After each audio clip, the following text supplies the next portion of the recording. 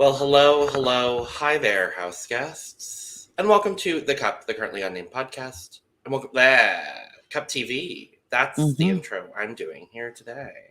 Welcome to the Cup TV, part of the Currently Unnamed Podcast Network, where we put the real and the tea in reality, and you can always come to us first to quench your thirst. I'm Logan Murphy. Say something gay. Gay, a little sleep deprived, so we are drinking some Coke Zero because caffeine is good. That's all. Oh, excuse me. And hi, I am Lana, your resident Eva Diva. I'm here to give the tea, spill the tea, and drink the tea because you know I love me some tea purr. Yes, I am also a little sleep deprived, but I am working on it. I'm waking up.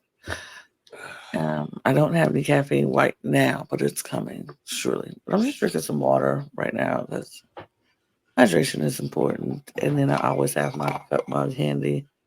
And you can get one too at LanaG'sCreations.etsy.com, a cup mug or any of our cup merch.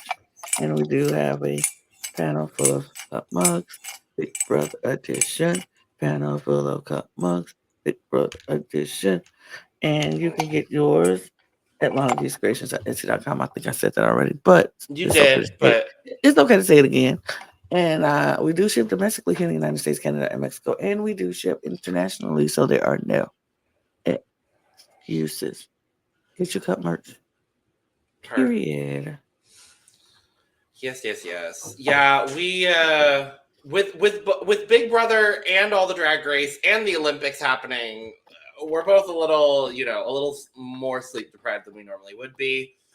But we are here nonetheless to talk about a couple of the things that happened over feeds on the last couple of days, which is not a whole lot.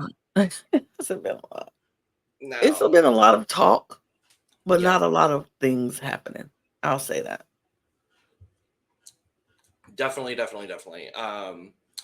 And we're gonna dive into it. But first, make sure to subscribe if you've not already, because we're here almost all the time, giving you almost all things TV. And we've got 3 other channels as well, with a bunch of other stuff. And check the description below for audio podcasts and other YouTube channels and Patreon and social media and all those lovely things. So, where we left off from Thursday's episode, we had obviously Tucker winning the AI Arena competition, and Lisa was evicted second by a vote of 11-1.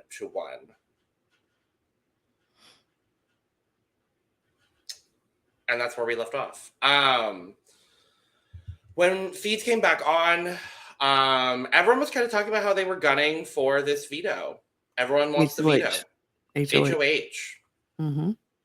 I know what Big Brother is. Mm-hmm. Lana, I will let you explain this, because I don't know that I could cognizantly say those things. So yeah, I'll let you go for it, Lana.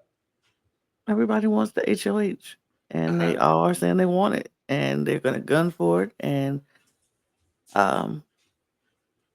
we then fees get cut again because it's time for the HOH competition. Of course, we don't see anything about the HOH competition.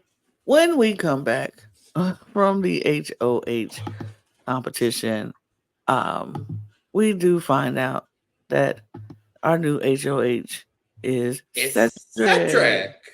So I'm like, oh, work. Cool. I'm not mad at this. Not mad at it. And I also was wondering if it was going to alter the plans that Quinn had to actually take over the HOH. And it had. Because Quinn was like, ain't no reason to take over Cedric's HOH because he's somebody who I'm working with. So there's no reason to take over his HOH. So Quinn, once again, has this whole HOH power that he does not have to use this week. But next week will be the last week that they could use for both powers. So Mackenzie's power and Quinn's power of taking over the HOH. So we're gonna see what happens with that next week, which will be very interesting to see.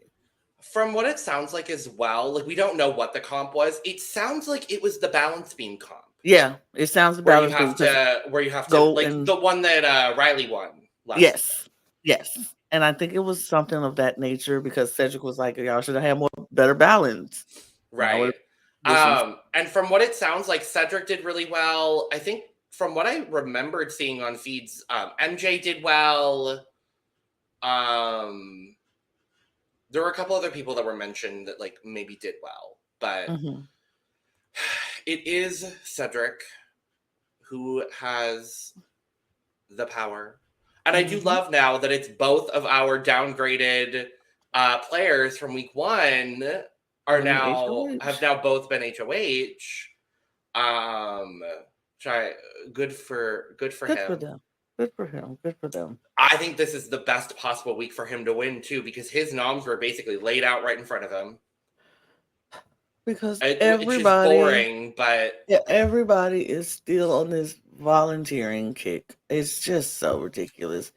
Kenny wants to go home again. Again, wants to go home, but makes alliances. Well, I've heard people talk about it online, and I have my own theory based on that now. There's a lot. Well, there's a lot of people talking about how if you quit the game, you don't get your stipend. You don't get your stipend. No, you don't. So he wants to quit without losing his stipend. Is the situation? But yeah, so Kenny told Cedric that he just wanted to go up. From what we understand, Angela is the target. So that was pretty easy. And then he was really going back and forth on who this third nominee was going to be. He was thinking Rubina. He was thinking Leah. And Leah is who I actually think he wants to put up. I think that's who he wants to put up too. He's worried that if he puts Leah up, MJ is going to use her power to save Leah, which I think is a very feasible option at this point. She definitely would do it. She 100% will do it. I wouldn't say 100% only because there's one more week of her power, and if she can keep herself safe, I think she would rather keep herself safe with her power. I would say 95 though. But yeah, so Cedric wanted to put Leah up, but the logistics of putting Leah up right now is not necessarily where he wants it to be. He is still considering Leah as a replacement nom option should the veto get used. And at this point, I think the only person that's going to use the veto is Angela. Because we did see yesterday that Angela, Kenny, and Tucker were nominated by Cedric. Like we said, Tucker volunteered again. It's not the world's worst strategy, because at the end of the day, he can win comps. We've seen him win a comp. So we've seen him lose the comp too. So I'm just like, well, yes. You're not like a comp beast because you won one comp. So Kenny has also said, again, and add this to the roster of dumb things Kenny has said this season. He said that if it ends up being him and Angela on the block come eviction, he wants them to vote out Angela. But if it comes down to him and Tucker, he will give up and let Tucker stay. I just don't like this man. This conditional quitting is bullshit to me, and I'm just I don't want to talk about Kenny anymore. Even though, guess what, Lana? We have to. He is a wasted player. He is a wasted person on this cast, and I am so annoyed that he gets to live out dreams of so many people who have auditioned, both of us, countless times to be on this show. I auditioned for this season. It would have been nice to have his spot. So I don't fit his archetype, but there are probably so many other men in their 40s and 50s that would have absolutely loved to have the spot that Kenny has. Anybody would have. Like, we could have just made a new archetype. Like, anybody else could have been in this spot and wanted to be there and sent in tape after tape after tape trying to get noticed by Big Brother. And therefore, now he's on here saying things like $750,000 isn't worth it when somebody would need $750,000 would change their entire life. Yeah. And he on here, $750,000 is worth it. I just want to go home. If it's me and this person, I'll stay. But if it's me and this person, I'll go. Like, you need to just go. go. If I wish. $750,000 ain't worth it, that $1,000 stipend ain't worth it either.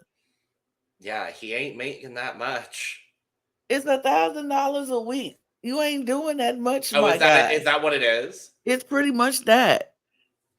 I had So heard less, so I'm hoping it it's might be less 1,000. than that. I think it's $1,000 extra. I think it's something I think it's like $1,000 a week during jury. I actually jury, think. right? I think it's $1,000 a week during jury. I've heard it's 600 per week, and then 1,000 if you're a juror, is what I've heard. So I'm like, if $750 ain't worth it, this little $600 ain't worth it either. Right. Move it. It's like I'm just frustrated. And guess what? We have to talk more about Kenny because he's now in an alliance. Who cares? The shakeups. The shakeup, because all of a sudden you want to get an alliance, but somebody want to stay. Cedric decided he wanted to be in alliance with two people that he just put on the block. Ridiculous. It's getting to the point where I'm just aggravated with Kenny at this point. Like, completely aggravated. Like, he's aggravating my soul. This man, worthless. And I hope when he gets out of the house, finally, his family be like, you wasted everybody's time in America going on that show. Like, I wouldn't be so, like, could you imagine? Okay, scenarios, Logan. Could you imagine somebody you know and love get the opportunity to go on Big Brother, a show that you've been watching your entire life and you love, and somebody you know and love gets on the show, and then they get on the show, and week one, they're complaining about where to go home, and they're wanting to go home, and they're wanting to go home, and then they stay, they win a veto, they stay, they go all the way up to like whatever, 3 weeks, 4 weeks, and finally get sent home after saying stuff like $750,000 ain't worth it. I want to go home. I want to go home. When they get home, are you like, good job, guy? You did it. No, fuck you, bitch. I'm like, you are a waste. Like, what did you go there for? I'm going to be so freaking honest with them and be like, I don't even know why you went on the show, and I'm not going to be happy you got, like, you back? Okay, cool. Go back to work. Like, life goes on for you. I'm not finna celebrate nothing. He don't deserve no interviews. He don't deserve nothing, in my opinion. I don't like quitters, and that is what he's doing. But he's doing it very grossly and like you say, conditional quitting. Yeah. I don't like it. Anyway, I don't want to talk about Kenny anymore. I want to talk about the alliance that was formed that was basically a hybrid of two existing alliances that are still also separate alliances. Because last night in the HOH, we got the first actual meeting of the collective in what it has now decided to be. And the collective is basically the Pentagon plus the Visionaries plus Joseph. So the alliance, it's a 9-person alliance. I don't need these 9-person alliances. 8 of them were there. Unfortunately, Chemo was asleep. Which makes me upset. He won't be in the shot for the show that they're probably going to show on Sunday. But the alliance is Cam, Cedric, Chelsea, Brooklyn, Quinn, Chemo, T-Core, Joseph, and I think that's it. Hold on. Chemo, Quinn, Chelsea, Brooklyn, Cedric, T-Core, Cam, and Joseph. That's 8. That is 8. I can't do math right now. So it's an 8-person alliance. Still too big, but okay. Yeah. It's just hybridizing the alliances that Quinn actually is taking seriously. All right. And put them together. Pretty much. So they also, while they were all in there, they talked about they talked about Kenny being a cop. So everyone pretty much has clocked that, like, you know, she's a cop. A lot of there were a few things that came out of this meeting of the collective. And one of them was talking about potential renoms for the week. And Cedric basically said that his 2 options for renom, should he need it, are Rubina and Leah. I would rather it be Leah. But that's just me.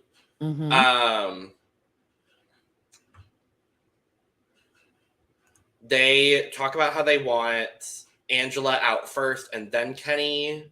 There's the potential that Joseph was talking specifically about keeping Tucker as a distraction for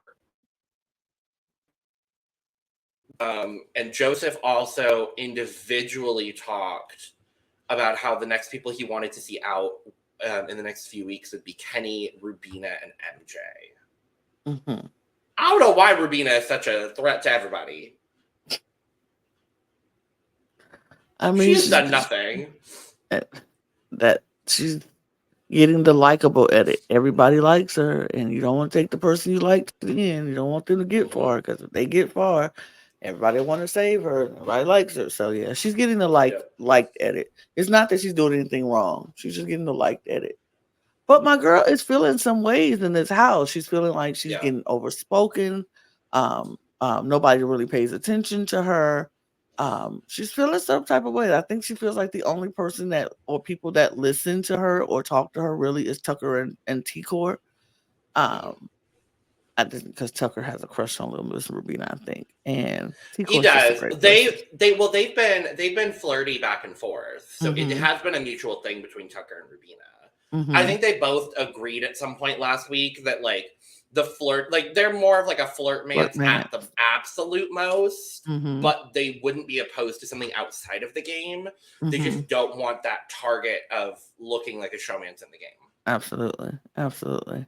They're not silly to just be flirting and kissing and hugging on each other in front of everybody. Like, that's just what we're supposed to do in this. Like, I think I heard Jacob Jones say it on Rap on Rob Has a Podcast.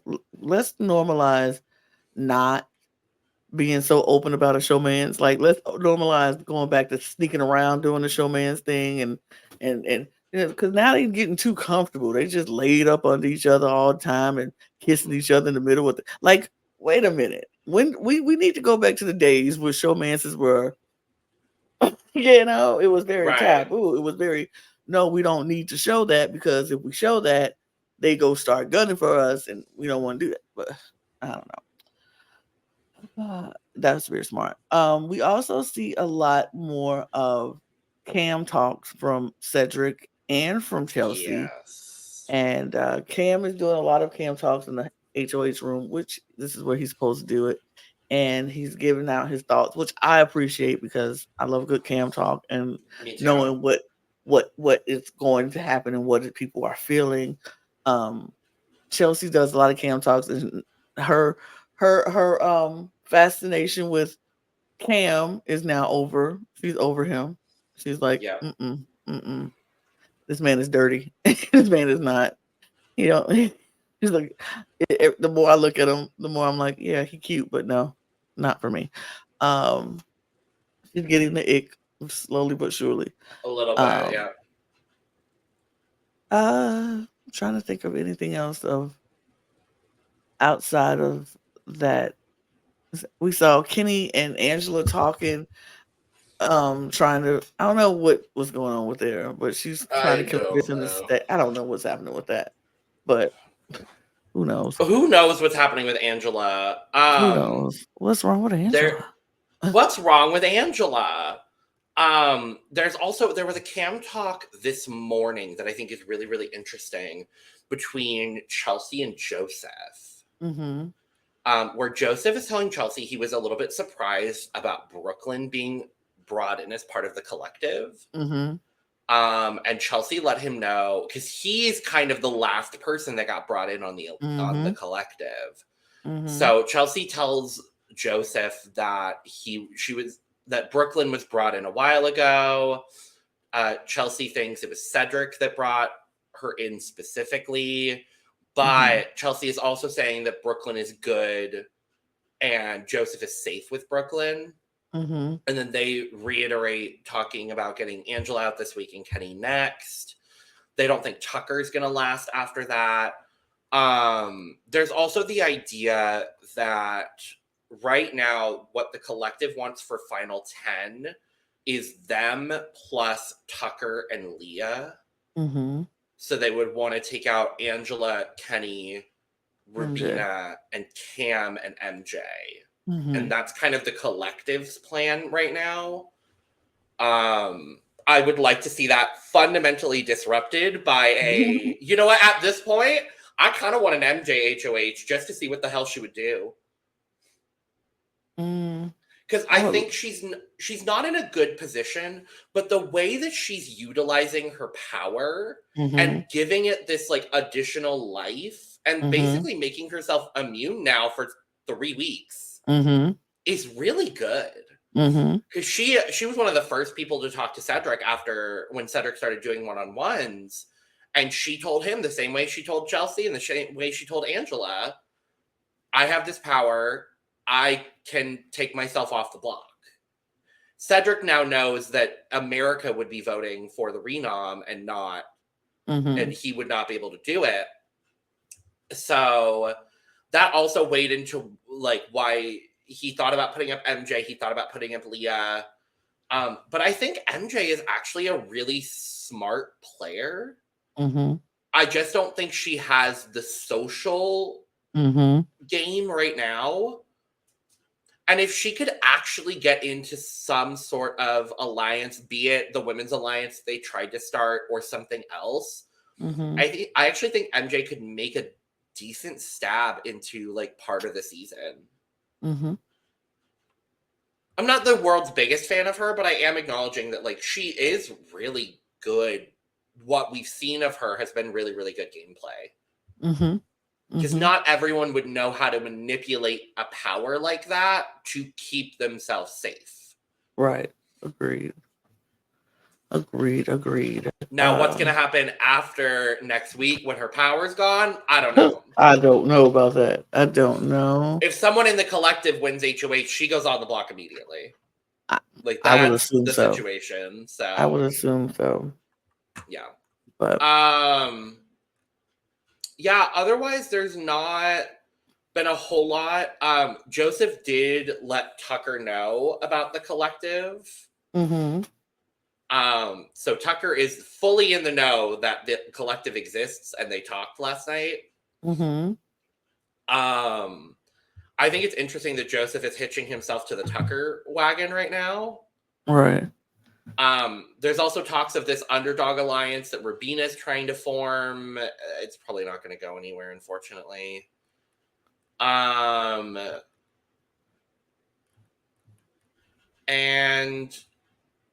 yeah, that's honestly about where we're at currently. I believe feeds are still on for now. Feeds should be going down soon for veto picks. And that's kind of where we're at. Yeah. Was there anything else you wanted to bring up, Lana? No. That's all I got. Cool. Like I said, it hasn't been a whole lot happening on feeds. It's been kind of laid back and chill. A lot of talk, but not a lot of. A lot of groups are finally coming together to actually Yes. speak about things. Finally, Right. but like Finally. these are groups that we've known about for like a week and a half now. So you know, but that is that. We'll see what happens with the collective, where things go from here, who wins veto. We'll see what happens. Are Brooklyn and Joseph going to get selected for veto for a third week in a row? Let's see. I was hoping that it happened before we finished, but it's the reverse three. Right. But that is that. We're going to get out of here. Thank you for joining us. Let us know all your thoughts on feeds down in the comments below. As always, our recap schedule is Monday, Thursday, Saturday. So we will be back on Monday to talk about the veto comp, the veto meeting, who we think is the target still going to be Angela? We'll find out. Sunday's episode as well. Yes, that is a thing that happens. And then we will be back on Thursday right after the live eviction to dive into the third live eviction of BB26. Subscribe, like, and share on your way out. Check the description below for our audio podcasts and our other YouTube channels and our Patreon and our social media and where you could get your merch, including but not limited to cup mug. And with that being said, we're going to get out of here. So, cheers. Woo.